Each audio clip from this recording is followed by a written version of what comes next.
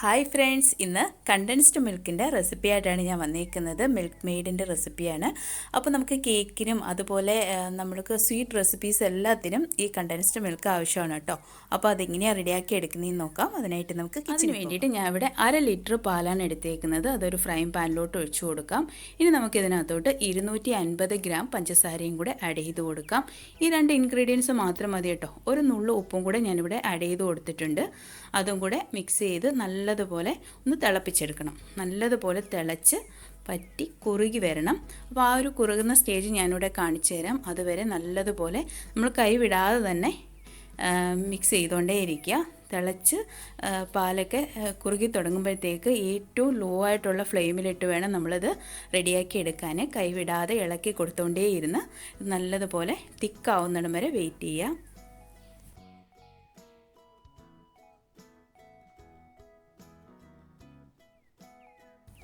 ഇപ്പോൾ ഇത് നല്ലതുപോലെ കുറുകി വന്നിട്ടുണ്ട്.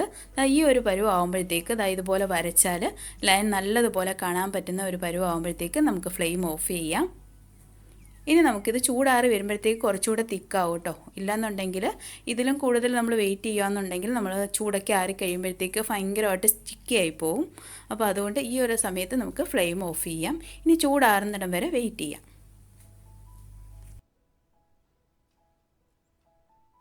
അപ്പോൾ ഇതിൻ്റെ ചൂടൊക്കെ ആറി വന്നിട്ടുണ്ട്. ഇനി നമുക്കിതൊരു ഗ്ലാസ് കണ്ടെയ്നറിലോട്ട് മാറ്റാം.